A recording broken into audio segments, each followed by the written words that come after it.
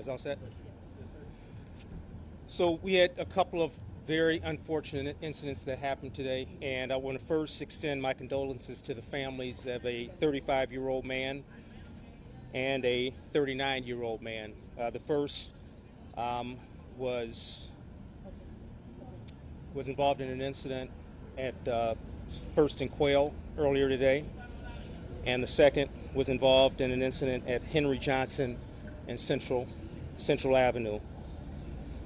Both were victims of senseless violence today. So it's been a very bad day for the city of Albany. The first incident that we had occurred at 2:30 p.m. where we received a call of a shooting at First and Quail. And when the officers arrived, within a minute, they found a 35-year-old man at the scene with a gunshot wound to his back. That person was taken to the hospital and was pronounced deceased later. Shortly thereafter, 3 males walked into Albany Med, one 23 years old, the other one 28 years old, the other 29 years old, and they had gunshot wounds to their torso, leg, and buttocks respectively. Then we had a 29-year-old man walk into Memorial Hospital with a gunshot wound to his foot, and a 21-year-old man who walked into Samaritan Hospital with a gunshot wound to his hand. Those incidents are all being investigated right now, and we don't have very much information that we can publicly convey about the status of those investigations. And at about 6:30 p.m. we received a call for a shooting at Henry Johnson Boulevard and Central Avenue. And there was a 39-year-old man who was taken to Albany Med, and he was shot in the torso, and he was later determined to be deceased as well. So we've had 2 homicides within the span of a few hours. And one common theme that we're seeing with these homicides is that they are involving young men who are not resolving conflicts in nonviolent, peaceful ways. It's traumatizing the community. It's very hurtful to this community. It's very harmful to this community. And the police department, as well as members of this community, are outraged with this.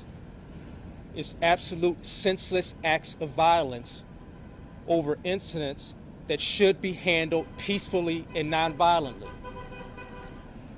And we're urging our community, number one, if you know anything, you have any information about either of these incidents, please call the police department and share whatever information you have. It's important that we identify those who we haven't identified so far so we can bring these individuals to justice. And so we can send a message to this community that that type of activity is unacceptable, it won't be condoned, and if it is, there would be some harsh repercussions. You know, we announced earlier today about partnerships that we're having in the city of Albany as we move into the summer season with law enforcement agencies at all levels of government. And starting a couple of weeks ago, I was having conversations, my staff and I, with representatives from the FBI, the U.S. Attorney's Office, the state police, the sheriff's office, as well as other local law enforcement agencies as well.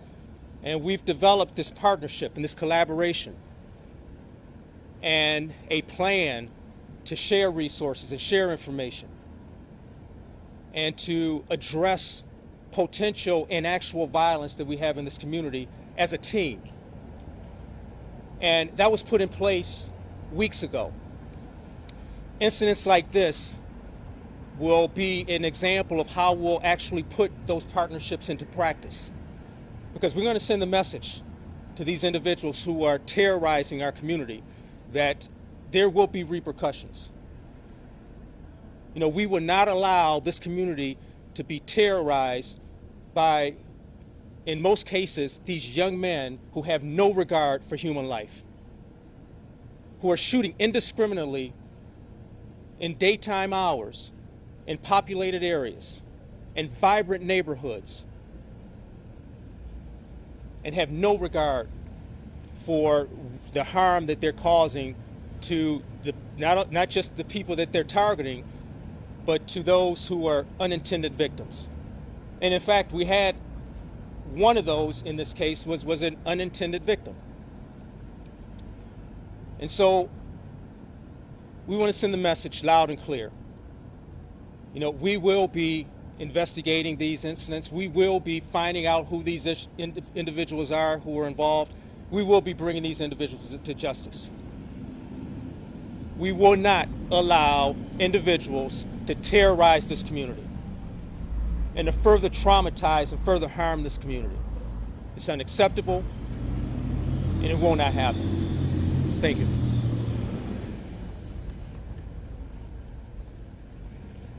Thank you, Chief. And I also want to thank the Acting U.S. Attorney for committing to ensure that at the federal level we are able to look at how we can prosecute individuals who engage in this behavior using all options that are available to us. I want to thank the state police, the FBI, the Sheriff's Department for their continued commitment and cooperation and commitment of resources to the City of Albany. Our residents deserve to be safe.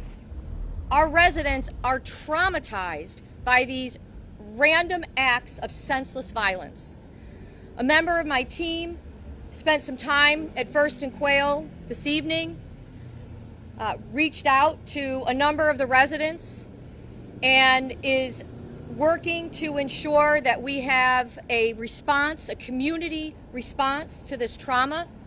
I've reached out to our partners at Trinity Alliance, and they are organizing a community trauma response on Monday from 1 to 7 at Swinburne Park.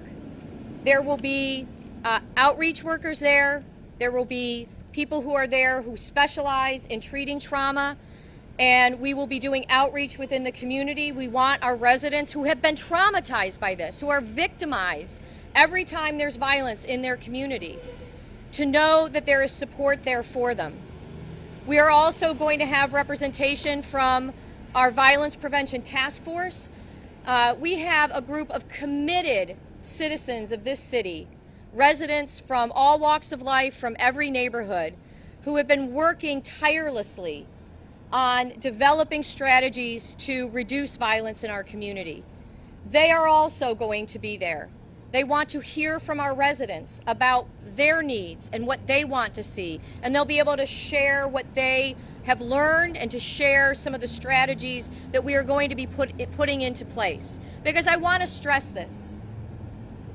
No matter how strong our partnerships are with our federal partners, our state partners, the commitment of this police department, the fact that we were at this scene within a minute. We have police who are here and who are responding, and this violence continues to happen. It is not for the police alone to solve this problem. We have to solve this as a community. We have to come together. We have to listen to one another. We have to create strategies to address this senseless violence. The proliferation of guns and the fact that individuals are arming themselves and then behaving in ways that then result in loss of life has to stop. And we have to come together as a community and say that's not who we are in the City of Albany. That is not what we're about. We are also looking at other ways that we can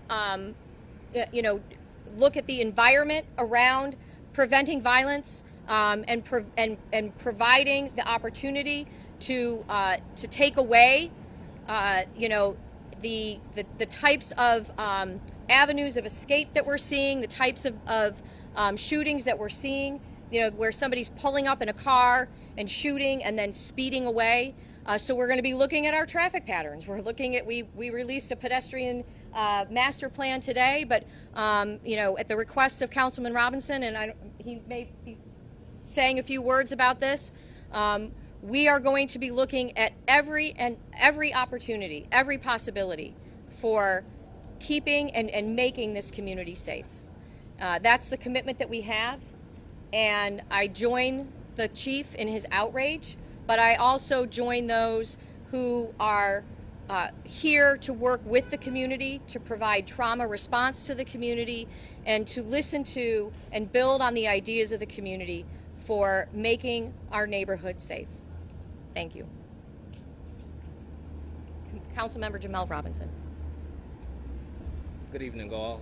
Councilmember Jamel Robinson. I represent the 5th Ward here in the city of Albany, which encompasses the neighborhood of Arbor Hill, West Hill, and also the West End. My thoughts and prayers are with the victims and their families that were impacted today by gun violence. Our community is outraged and we're saddened because another member of our community has lost their life to senseless gun violence. And as I often say, that gun violence is a symptom of systemic issues. And while we as city officials and community partners have made strides to address the systemic issues, we must remain vigilant in addressing the gun violence that continues to plague our streets. There is no easy solution to gun violence, and it's going to take a multifaceted approach and continued partnerships to solve this issue. So I thank the mayor and I thank the chief, other community leaders and organizations for their partnership, and we will solve this issue.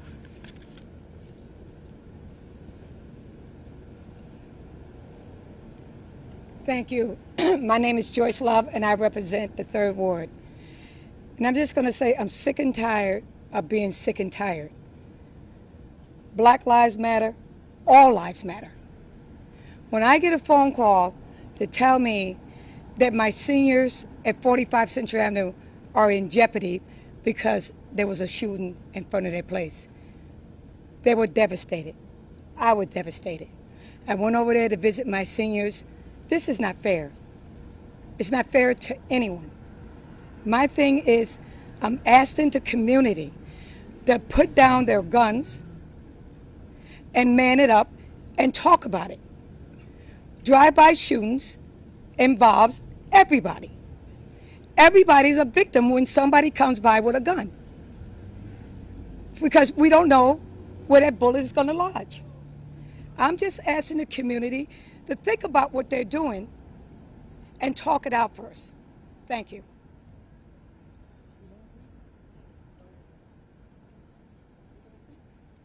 Hi, I'm Albany County Legislator Merton Simpson for the 2nd District. This is my district, and words fail in a crisis this horrific. But we have to understand this is a systemic situation, and while we have to do everything in this triage environment to immediately eliminate the level of violence and carnage that we have to also simultaneously work on the long-term issue. America is a violent culture. I once bet one of my interns that we had more handgun shootings in Albany than in all of Canada, and it was true. We have to train and educate our young people, because what's normal is what you're used to. And you can have a good family, but if children have their primary influence in a violent culture, notwithstanding the home environment, they're going to tend to move towards violence. And so again, we have to do everything we can. We have to have parents to stand up and actually be parents. Parents can't just be friends of their children. They have to create an environment where healthy living is possible. But again, you can have the best home, and because of environmental circumstances, people go the wrong way. So this Hatfield and McCoy continual violence and retaliation needs to stop. But it didn't happen overnight. Children are not born inherently violent. And so unless we do something to recapture the culture, to recapture the village that we've lost, civility has dissipated slowly but surely to the point that we've devolved to where we are now. And so we have to start to rebuild the bonds of community and humanity that once typified where we came from. And so again, I reach out to the community and ask all hands to come on deck to respond to this urgent crisis, and at the same time develop an environment where we can reach hearts and minds to stop this senseless violence structure. All right, we can take any questions that you may have from anybody, either me or anybody else here. Are the two shootings related? No. Were both shootings drive-by shootings? No. Just the one on? Just the one. On First and The Quail? one in First and Quail, yes. Okay. And that was the innocent victim you described? Yes. Was that a local merchant, a store owner? We have reports that that person was a store owner. I don't have that information right now, but I know that the person who died in that first one was an unintended victim. Have you made any arrests yet? No. Now I know that some of the bullets at the JC Center, are there going to be increased patrols in that area? Well, yes. Well, the way we deploy our resources, it's data-driven in a lot of ways, and it's also looking at historical patterns of activities. And so we'll look at this, and of course we'll make sure that we have adequate coverage there and in any other place in the city that needs that coverage. Some of the residents I talked to at First and Quail said that there's usually a patrol car or someone who is parked along. There's the auto lot there, and there's usually police presence there, and there wasn't at the time of the shooting. Was that a spot that there usually has been, or in the past, a police presence regularly? We have quite a presence there because we have some internal internal plan that we put together that was focused in that area. So we've got 2 or 3 hot spots in the city. That was one, and what shows that there is officers there is the response times that we're seeing. Officers were at that scene less than 2 minutes after that call came out. Officers were at we had a shooting last night that was nearby, and officers actually heard that shooting occur and made an arrest and took a gun off the street, arrested a person. And they're actually there. The other shooting that we had on Central today, the officers were there within less than a minute. So obviously the officers can't be everywhere at all times. But the message that I'm receiving from this, by looking at the data, because what's very interesting to me when I hear about incidents like this is how soon did our officers get there? And consistently what I'm hearing and what I'm seeing from our data is that the officers are either right there when it's happening, which has happened many times. They, not just yesterday, but several times, officers have actually heard the violence occurring and responded immediately and made arrests, or they're there within a minute or 2 minutes. So the officers are there. What we have and what we're dealing with is what some of the speakers behind me said. We have individuals who have just an depraved indifference for life. Individuals who don't care. They don't care if they're unintended victims.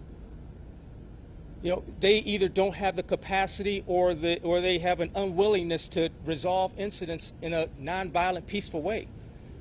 Like Councilwoman Love said. I mean, if there's a conflict, if you're having a conflict or disagreement with somebody, picking up a gun and shooting that person is not the civil way of doing it. We're asking for help.